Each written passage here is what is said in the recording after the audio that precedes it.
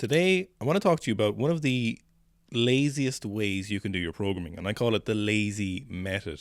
Now, the lazy method is essentially summed up as doing the least amount of work possible to make an improvement. It's not the most effective way of improving, it's not going to give you the biggest gains, but it does have some particular pros.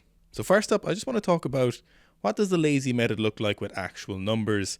It's something I'm currently using in my program, and there's a lot of pros and cons to it. For most of you watching, it's probably not going to be suited, but at the right times in some of your strength training careers, maybe you'll come back to this video, maybe you'll need it, the lazy method can be really useful. So let's take my squat, for example. And if you've been following my training, you might have picked up on some of the loading that I'm going through. And I've talked about this specifically, that the squatting I'm doing at the moment is low effort squatting. I call it flipping that proverbial switch. So if last year was 100% effort, squatting 5 times a week, 5 by 5, pretty much every day, going for heavy singles, trying to squat 300 kilos, that was 100% effort. The squatting at the moment is probably 30-40% of that effort. So the lazy method is essentially, again, doing the least amount of work possible. So let's say conceptualize the start of this block just in regards to squatting. So we've 1, 2, 3 days per week. So we might do something like 200 2 by 3 sets by reps. The next day we might do something like 200 2 by 3 again. Then we might go on the third day, we might do 200 1 by 5. Then we might follow this for a series of weeks. This might be a couple of sessions, and we do something like 220 kilos for 1 set of 3. And we were like, okay, that felt somewhat tough. Maybe it's pretty easy. Maybe it felt a little bit heavy because we haven't touched 220 in a while, but it was a relatively challenging session. And really what we're trying to do here is do the least amount of work possible, which we'll get to in a minute and why we might want to be doing that. But I wanted to show some real numbers first, just so you get an idea, so the pros and cons make a little bit more sense when we put context on them. So then the next session again, we might go back and do 2 by 3 at 200 kilos. Then we might do something like 203 by 3. And we'll follow this kind of principle on. So you can see we're just trying to make little improvements at the right times in these training sessions. So we're not always trying to improve every session. Sometimes practicing that weight is enough. We don't always have to be progressing, with some caveats. So we've upped our sets at 3, for example. We've done 1 set of 5. Here we've gone for heavier weight. And let's say we practice this for a couple of weeks. And eventually we get to a stage where we're doing something like 220, at least 1 by 3 every session. And then we're doing, we're working up to 220 for 3 sets of 3, because this is pretty good. And we've spent a few weeks practicing and moving between those 200s. And then we're going to practice this 220. Again, we're just really practicing these weights as much as anything. Is not as much progressive overload. We're like in progressive overload in extreme slow motion. So then we might even go for, we feel really good, and we go for 220 1 by 5. This is very similar to the numbers I've used in my training at the moment. This time frame is condensed down hugely. This is something that happens over 4, 5, 6 months even. And then eventually we might feel very good and we start working up into the 240s, and we go 240 just for a single. It feels out. It feels a little bit heavy, and that's sufficient volume. So we're a little bit fatigued after that. So we go back to something like 170 for 1 set of 5. It's just, we're training, we're really just stimulating the squat with as little effort as possible while still trying to make some progress. Then we might work our way back up to 200. We might do something like 2 by 5. And we'll follow this again. We'll practice these weights moving between those 200s and those 220s until we get a better go at 240. And eventually we might end up at something like 240 kilos for a set of 3. We've increased our workload with that 240, and we're feeling a bit more robust, so we don't need to go as low as that 170. and we do something like 3 by 3 at 200, and we do something then maybe 220, 3 by 3. We're always just trying to slowly progress that volume and weights and volume at certain weights that are near threshold of difficulty. And eventually we'll follow this all the way to some singles. So we might end up at, let's say our goal for this training block is 270 for one. So we get to a stage where we want to do, 3 doubles at 250 is probably enough for what we're looking for. So we get to this stage, then we drop off a little bit. We do our 3 by 1. And then let's say we go for that 1 by 1 and hit 270, or even a week later. So this is a really condensed version of the lazy method. It's a really shortened down time frame, but the general principle is the same. See, we're never really pushing it super far. And so this is in relation to the squat. Now, the interesting thing about the lazy method is that it has a lot of pros, but also a lot of cons. So let's look at the pros first. What are the pros of the lazy method? First, the psychology is amazing. It's the lazy method of getting stronger. It's really simple. It's something where every session you're coming into the gym and you're not thinking, okay, today I have to do 5 by 5 at 240 kilos. I've never done this before. It's a 10 kilo PB. This is a massive session. You can't do any snatching or bodybuilding before. You're going to be tired after. You're going to be hyped up. The psychology of these sessions is very low. It's as low as you can possibly get while still trying to make some kind of progress. It's easy on your body. So the actual physiology, your body is being put under just enough stress to hopefully progress if you're doing it correctly. And as such, your physicality is a little bit more robust to do other aspects. You can do your snatching, your sprinting, your bodybuilding. Maybe you want to push another lift. Maybe you're pushing another lift in a traditional sense. Maybe your bench is lacking hugely. So you want to maintain your squatter and try and improve it a little bit. Maybe you're a very good squatter and you push that bench with higher volume and progressive overload and high psychological load sessions. And so the demand from the squat is a little bit easier on your body here. Other pros are that the chance of injury from a certain avenue is lower, but I'm going to put a bit of an asterisk next to that because there's a little bit of, we could have some debate around that. We could look at that from certain angles, but ultimately, if you're always pushing that volume and you're always pushing that high rep stuff and you're always pushing your overload, you're trying to progress as much as possible, you're trying to train, which is one of the best ways of getting stronger, you're opening yourself up to some aches and pains. And so in this term, in this style, with the lazy method, certain injuries are just less likely to occur. Now, there is other injuries on the con side, which you can actually open yourself up to if we're doing this really incorrectly. So the psychology, really easy.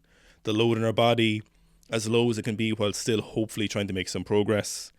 The injury rate under certain circumstances, depending on the person, can be a little bit lower. Now, the cons, unfortunately, are very interesting. First of all, it can be real easy to waste your time. If you're a person who doesn't know yourself really well, if you're someone who is, for want of a better description, genetically average at strength training and squatting, or if you're someone who's been training only for a reasonable amount of time, this method is going to be very, very easy for you to waste a load of your training time. So you need to understand yourself, your weight selection, your abilities incredibly well using this method. So if we had 2 camps, for example, here, if we had, let's make 2 bell curves for the sake of our little argument here. One is, we'll call this experience, so how long you've been training, number of people, and how long you've been training, and we'll call this genetics. Okay, I know they're not perfect bell curves. Okay, we're missing our confidence intervals there, right? But we've got our genetic side here, and if you're someone in here, in the middle of the curve, in terms of genetics or experience, this method isn't going to work really well for you. And that's for very interesting reasons. If you look at the genetic side of thing, if you're relatively average, whatever average means, you're not a freak of nature, but you don't suck at strength training. If you're that kind of person, you're going to need a bit more push and shove to get further at your strength training. Similarly, if you're this person and you're this person in terms of experience, you're not been training for 10, 15 years, but you're somewhere in that 3+ bracket, maybe let's say an average of 4 to 5 years of relatively serious strength training, you're in a position where you need to push a little bit harder. You need more progressive overload. You need a bit more volume. You need those tens more frequently. And so if you're in this scenario and you follow this style of loading for too long, what'll generally end up happening is you're going to be in a position where you're just going to waste a lot of time without making a lot of progress. This style of training is something that can be very easy to not end up hitting a new max. Chances are it'll maintain your strength really well. So if that's something you're interested in the pros, maintaining, which can be very valuable for a lot of you, depending, maintain your strength using this method, not exactly this method, not this sets and reps or even this frequency, it can be a really useful, because we've talked about before, any amount of strength training will keep you strong. If you put a lot of effort into your strength training before, 10-20% of the efforts you took to put you there will keep, I'm not joking you, 90 odd percent, 80-85% of your strength. And this is very low effort style training. However, if again you're in a position where you're not super predisposed to strength, where any amount of strength training is giving you good opportunity, another aspect as well is that if you're, again, an average person, let's say if we look at percentages from our squatting programs, about 60% of you or so are in that's between 100 and 180 category. And if you're in that category, while the weights, of course, for you, 90% for you as opposed to someone who's a 270 kilo squatter versus a 170 kilo squatter, 90% for both of you is the same relative number. Your 90% is your 90%, and it's as hard as it gets, and you will be able to do as many reps at 90% as the average 270 squatter. You'll probably be able to do maybe a set of 5, maybe a triple. You're not going to be able to do sets of 10 with your 90% because you're reasonably well trained. You're not a ranked beginner. The absolute weights, just those heavier weights, produce a bigger strength training stimulus for the fact that they're heavier, but also by the fact that if you're high in the genetic scale here, you're just going to be better at adapting to strength training. So this style will help. So if you're one of these people watching this, if you're here and here in terms of experience, then there's a good chance this style of method is probably something you've already discovered accidentally, or it's something you've been musing about. It can work quite well. But again, it can be so easy to waste time and get nowhere.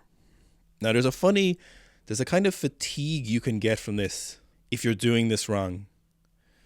And what can happen is you can be touching these appropriately heavy weights, your 70s, your 80s, your 90% weights, but you're not doing enough volume to progress with them. So you're not getting this idea of you're getting enough stimulus at a certain percentage to add weight.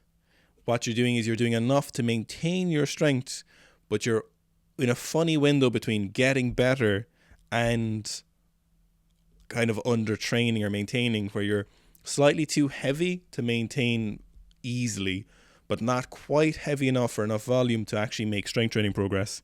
And what can happen is you get this style of kind of creeping fatigue, is a term used to be thrown around like 10 years ago, where this fatigue over weeks and months is building up. And because you're not really building to anything, if you're not careful with this, you can build up to a single that might be worse than what you've hit before.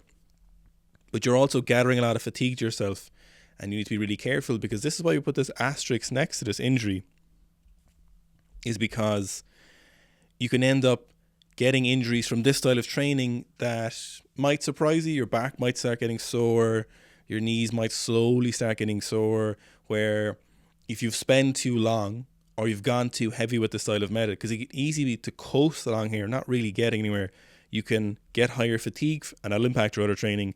Then you can also possibly get certain kinds of injuries, which obviously we don't want. So it's a very interesting method. I know it's you might be listening thinking, oh, that doesn't make any difference for me, but there's some of you where in this method it might be a really useful time for you to use this. So those people are people looking to maintain, or these kind of elite genetic or higher genetic people, of which are out there, and there's probably more of them than you would think, and you might be one of those people. So when it comes to that kind of training, this style can be really useful for a period of time. Now, the magnitude of gains you make when you're doing this style of training is relatively small. You're not going to see 10% gains here realistically. You're looking at something between, we could say up to 5% if it's really good, probably less. The stronger you are, the smaller that percentage is actually going to get. So we're going to be looking at 2-3%, or maybe you're just in a position where you just need to maintain those heavier weights. You'll see a lot of weightlifters, professional weightlifters, will train like this on their squat. So if they're a professional weightlifter and they're competing all year round and they're in an Olympic quad and they're looking at, oh man, I have to do 8 snatching sessions this week, and they're thinking, do I have time to go back to 10s? Do I have time for 5x5s? Most of the time, no. So that's a lot of times why you'll see professional weightlifters very rarely doing higher reps when they're in the competition block, or multiple sets and reps. And you'll see them maintaining their strength or trying to edge out little strength gains on top of their training by using something quite similar like this. Now, it does respond better to a bit of higher frequency. Usually twice a week is the best for squatting. This will work for your deadlift as well. Deadlift responds quite well to this style of loading if your squat is strong enough. Bench press, strict press, doesn't really work great for pressing. The volume just isn't good enough for your pressing to really progress. It can be good for a peaking phase, this kind of loading where you're touching those heavier weights and getting better at practice. But when it comes to, when it comes to the pressing movements, we do need to be really pushing ourselves hard, and it can be easy not to get there in this. So I hope you enjoyed this video. I know it's a little bit different. It's a very niche style, but I thought some of you might appreciate just the principles behind this, and it's kind of how I'm programming for myself at the moment. Will I make progress from it? It remains to be seen. And I'm trying to push this as far as possible. My goal with this is to push this essentially as far as I can get without having to flip the switch. So then when I get to, who knows, I'm over 90% already. I've already hit 270, so that's 90%. So maybe if I can get to 95% further, maybe, before I'd have to make any real effort, wouldn't that be nice? I think that'd be quite nice. So again, probably another pro there is old PBs. So getting back to them. So when I come back, if you've been strength training sufficiently, it's actually a good point, I think, is that if you've been sufficiently strength trained before, we've been a couple of years, let's say 3 years plus, you can use this method to get back to an old PB, no matter where you are on the curve, in terms of getting back to old numbers, because it's easier to get back to a number most of the time. The longer you had it, the easier it'll be for you to get back there. And you obviously want to put the least amount of effort to get back to those numbers before you have to go harder again. Lastly, there's one person that this might be interesting for, but paradoxically it'll never really work, is a beginner. So someone who's brand new, and wherever they are on the genetic scale.